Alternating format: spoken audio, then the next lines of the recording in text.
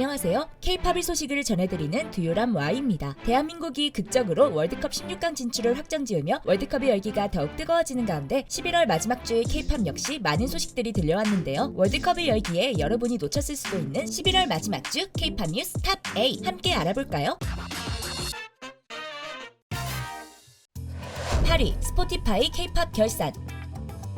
세계 최대 오디오 음원 스트리밍 플랫폼인 스포티파이에서 2022년 연말 결산의 일환으로 전 세계 스포티파이 청취자들이 올 한해 가장 즐겨 들은 K-팝 관련 스트리밍 기록을 발표했습니다. 먼저 2022년 한 해 동안 스포티파이에서 가장 많이 스트리밍된 K-팝 아티스트 10팀의 총 스트리밍 횟수는 165억 회를 돌파하며 글로벌 시장에서 K-팝의 꾸준한 성장세를 보여주었는데요. 1위에서 4위는 방탄소년단, 블랙핑크, 트와이스, 스트레이키즈로 작년과 변함이 없었고 이치와 레드벨벳도 8위와 10위의 자리를 지켜내었죠. 세븐틴이 5위, 투모로우바이투게더가 6위로 작년보다 순위가 올랐고 올해 새로 입성한 엔하이픈이 7위, 아이들이 9위에 안착했습니다. 최다 스트리밍 K-팝 음원의 순위는 달랐는데요. 방탄소년단의 다이너마이트가 1위, 버터가 2위였죠. 3위와 4위는 블랙핑크의 핑크베놈과 리사의 머니가 차지하며 거의 모든 순위들이 방탄소년단과 블랙핑크 이름으로 채워진 가운데 아이브의 러브다이브가 6위에 올라 놀라움을 주었습니다. 스포티파이는 K-팝 통계 외에도 최다 스트리밍을 기록한 글로벌 아티스트 순위를 공개했는데요. 올해에도 방탄소년단이 5위의 이름을 올리며 세계적인 아티스트란 것을 한 번 더 증명했죠. 2023년에는 K-팝이 더욱 성장해서 방탄소년단 외에도 글로벌 아티스트 순위에 K-팝 아티스트들의 이름이 더 채워졌으면 좋겠습니다.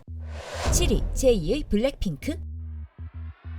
YG에서 드디어 새로운 걸그룹을 위한 시동을 걸었습니다. 그동안 YG에서 블랙핑크뿐만 아니라 빅뱅, 21, 전소미의 디렉터이자 작곡가로 활동한 YG의 프로듀서 테디가 새 걸그룹을 만들기 위한 오디션을 열었는데요. 온라인 오디션으로 국적과 거주지에 상관없이 2004년 이후 출생 여성이면 누구나 참여 가능하다고 하죠. 보컬, 랩, 댄스 등 가수로서 잠재력을 보여줄 수 있는 분야 중 선택하여 영상으로 온라인 지원을 할 수 있다는데요. YG 블랙 레이블의 수장인 테디는 블랙핑크 제5위 멤버라고 불릴 정도로 블랙핑크가 세계적인 성공을 거두는데 가장 큰 역할을 한 프로듀서라고 할 수 있죠. 지난 7월에는 빌보드가 발표한 21세기 가장 뛰어난 프로듀서 50인에 뽑히기도 했는데요. 엄청난 프로듀서가 만드는 새로운 걸그룹은 어떤 모습일지 벌써부터 기대가 됩니다. 6위 NCT 사우디, NCT 도쿄?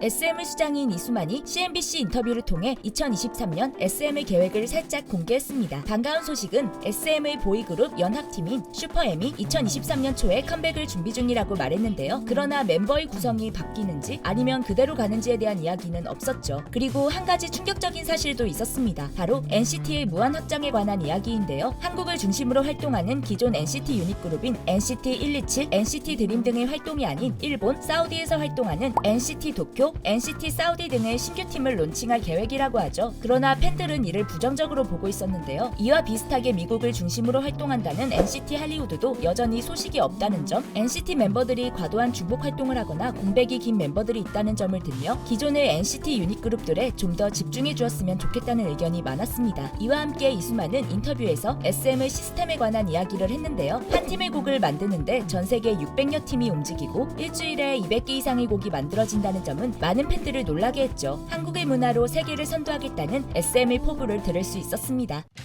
5위 레드벨벳과 있지 컴백.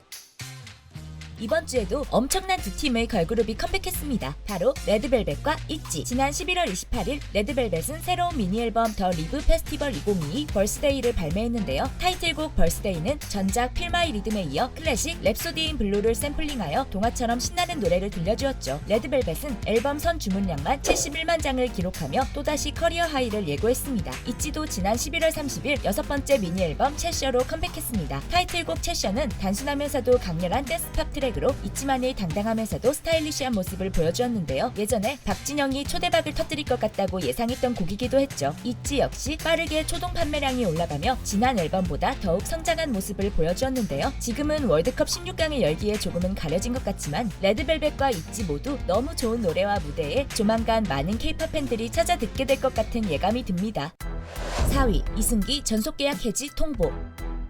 가수 겸 배우인 이승기 소속사 후크 엔터테인먼트가 이승기에게 음원 사용료 정산을 해주지 않은 점과 더불어 그동안 이승기에게 해온 언행들이 문제가 되어 이승기와 갈등을 빚었는데요. 후크 엔터테인먼트는 음원 사용료 정산 누락을 인정하면서도 구체적인 지급 방안 등은 제시하지 않은 것으로 전해졌죠. 결국 이승기는 소속사에게 공식적으로 전속계약 해지 통지서를 발송함으로써 계약을 끝내고 결별할 것을 통보했습니다. 후크 엔터테인먼트가 이를 받아들이고 쌍방 합의로 계약을 끝내는 것이 가장 깔끔하겠지만 만일 이를 거부하고 남은 계약 기간을 지킬 것을 요구한다면 법정 공방으로 번지게 되며 싸움이 길어질 것으로 보이는데요. 그동안 후크 엔터테인먼트의 대표인 권진영은 개인의 사치스러운 생활을 위해 회사 돈인 법인카드로 약 28억 원가량을 사용하고 회사 매니저들을 하인처럼 부린 것이 디스패치를 통해 폭로되었죠. 안 좋은 여론의 권진영 대표는 보도자료를 통해 이승기 씨 관련 다툼에도 온전히 책임지는 자세로 낮추며 제가 져야 할 책임에 대해 회피하지 않고 개인 재산을 처분해서 책임지도록 하겠다고 밝혔습니다. 이승기에 대한 문제들이 빠르게 해결되어서 다시 방송과 무대에서 멋지게 활약하는 이승기를 볼 수 있기를 응원하겠습니다. 3위 카라의 컴백. 드디어 카라가 컴백했습니다. 마마어워즈를 통해 컴백 무대를 가진 카라는 루팡, 스텝, 미스터와 같은 카라의 명곡들을 보여주고 이번에 새로 나온 신곡 When I Move를 멋지게 선보였는데요. 수많은 K-POP 팬들이 추억에 빠지면서 카라의 스텝이 역주행하여 벅스 실시간 차트에 들기도 했었죠. 특히 신곡인 When I Move는 여전한 카라만의 강렬하고 신나는 리듬을 들려주었는데요. 공개된 뮤직비디오와 무대에서 팬들은 신나는 와중에 그리움도 느껴야 했습니다. 뮤직비디오의 첫 축하 파티 장면에서 비어있는 한 자리, 마지막에 놓여있는 스탠딩 마이크 6개, 그리고 뮤직뱅크 무대에서 댄서가 6명인 장면을 보고 모두가 하라를 떠올리게 되었죠. 하라는 이번 주 뮤직뱅크를 시작으로 쇼음악 중심, 인기가요에 모두 출연했고 각종 예능과 유튜브 컨텐츠에도 출연하며 활발한 활동을 이어가는 중인데요. 오랜 시간 기다려왔던 팬들이 그리움을 채울 수 있도록 많은 무대를 보여주었으면 좋겠습니다. 2위 RM 솔로 앨범 발매.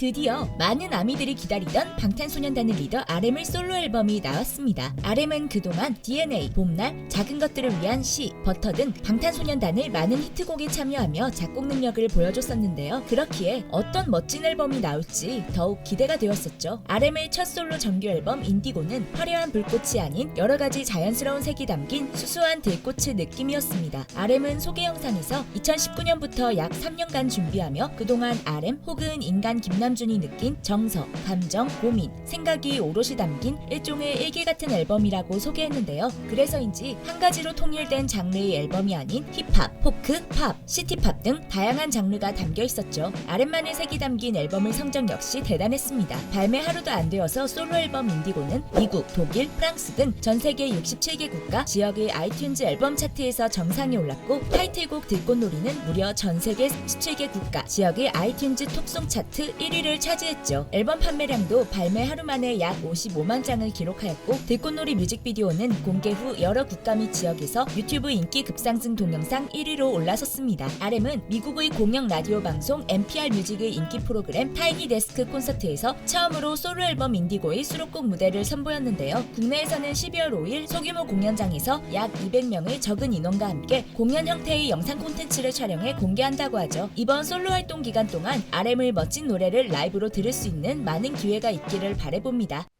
1위 마마어워즈.